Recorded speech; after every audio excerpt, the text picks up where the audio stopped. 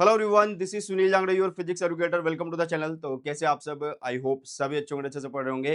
तो अभी class 12 physics का बोर्ड एग्जाम है यार, 20 फरवरी को, और आज है 9 तारीख। तो आप लोगों को लगता है कि 10 दिन बचे हुए हैं, लेकिन नहीं, फिजिकल एजुकेशन भी बीच में है, तो लगभग आपके पास 7 दिन बचे हुए हैं। तो लास्ट के 7 दिनों में जो बच्चे ऐसे जिन्होंने अभी तक कुछ नहीं पढ़ा, उन्हें most important topics, most important derivation, most important questions बताने वाला हूं मैं।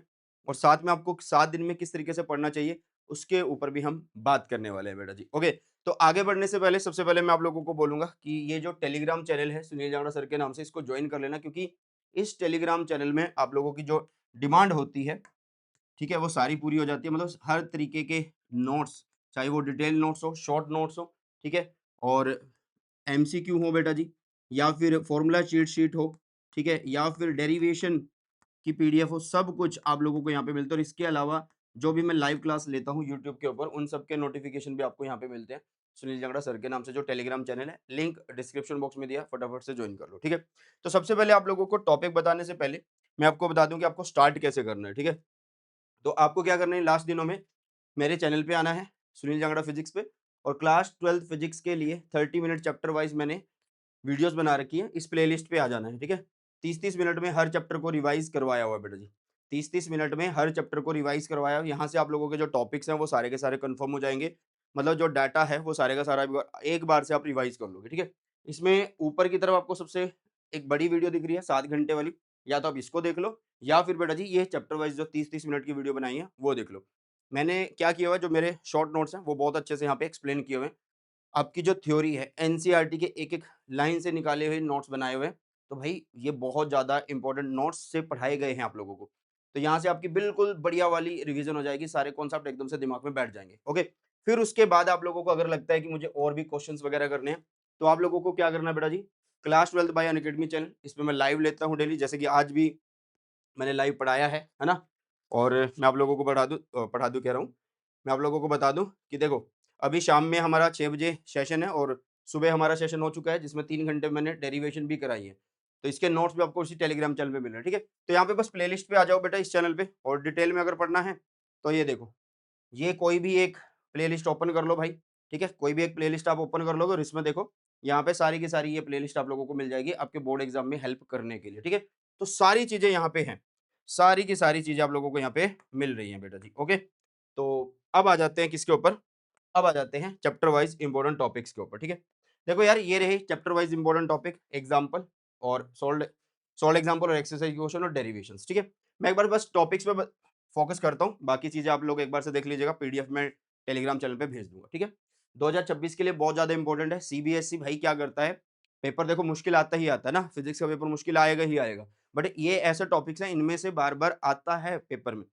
तो इन टॉपिक्स को बहुत अच्छे से करके जाना, ठीक है? जैसे चैप्टर फर्स्ट में गॉस लॉस की एप्लीकेशन आपको आनी चाहिए, dipole in an external field, मतलब टॉर्क वाला topic, electric flux field lines और फील्ड ड्यू टू डाइपोल बेटा जी। सिमिलरली आप लोगों के पास आ जाता है सेकंड चैप्टर, जिसमें energy stored in a capacitor का टॉपिक पता हो, डेरिवेशन नहीं है, और equipotential surface, potential energy of A system of charges, the parallel plate capacitor and effect of dielectric on capacitance बेटा जी।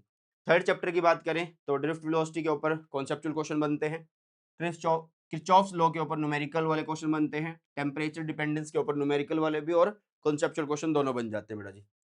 Cell EMF and internal resistance, तो ये इंपॉर्टेंट है, इसमें सेल वाले में डेरिवेशन जरूर से करके जाना। ओके बेटा जी, और व्हीटस्टोन ब्रिज बेटा जी, ठीक है। नेक्स्ट अब आपके पास आ जाता है यार फोर्थ, मूविंग कॉइल गैल्वेनोमीटर, बहुत ज्यादा इंपॉर्टेंट है।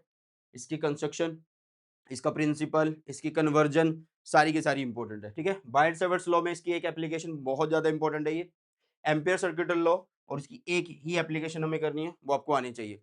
नेक्स्ट है force between two parallel currents और motion in a magnetic field, मतलब जो चार्ज है जब मैग्नेटिक फील्ड में चलेगा तो उसका पाथ क्या होने वाला है, ठीक है।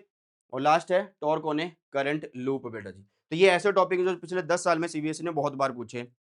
मैग्नेटिज्म एंड मैटर से हम बात करें तो bar magnet, magnetic property of material and bar magnet as an equivalent solenoid, ये आप लोगों को आना चाहिए, ठीक है।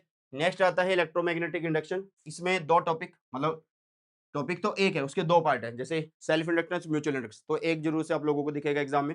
एसी जनरेटर हो गया, लेंज लो, छोटा सा टॉपिक है, सिर्फ समझना है भाई क्या है, एक डेफिनेशन है, और आपको प्रॉपर पता होना चाहिए कि डायरेक्शंस कैसे निकालते हैं, बस आपका ये टॉपिक हो जाएगा, आसान है बिल्कुल और क्वेश्चन आना ही आना है इसके ऊपर।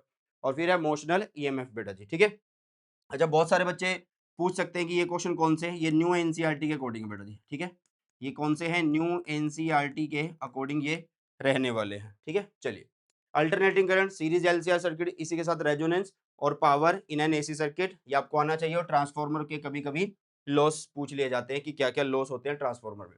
इलेक्ट्रोमैग्नेटिक वेव में, इलेक्ट्रोमैग्नेटिक वेव का स्पेक्ट्रम पता होना चाहिए, यूजेस, फ्रीक्वेंसी, प्रोडक्शन, ये पता होने चाहिए और ये चैप्टर आपका पूरा हो जाता है। इसमें एक छोटा सा टर्म आता है आइडिया ऑफ डिस्प्लेसमेंट करंट, ये भी एक बार से देख लेना बेटा, ठीक है।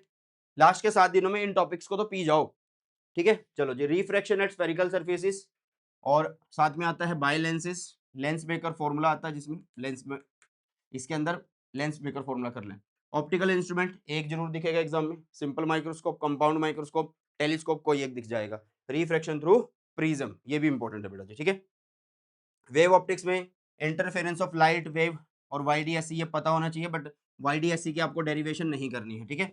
डिफ्रैक्शन, इसकी भी क्वालिटेटिव स्टडी करनी है, बस आप लोगों को फॉर्मुलाइज पता होने चाहिए। और रिफ्रैक्शन और रिफ्लेक्शन बाय हाइगन प्रिंसिपल ये करना आना चाहिए, ठीक है। चलिए, नेक्स्ट आ जाता है बेटा जी dual nature of radiation matter. यहाँ से फिजिक्स आसान हो जाती है, वैसे तो इससे पहले ही हो गई थी आसान, ठीक है। कॉन्सेप्चुअल चैप्टर 8 से ही मतलब कम होनी स्टार्ट हो जाती है, कॉन्सेप्चुअल उतनी नहीं आती है।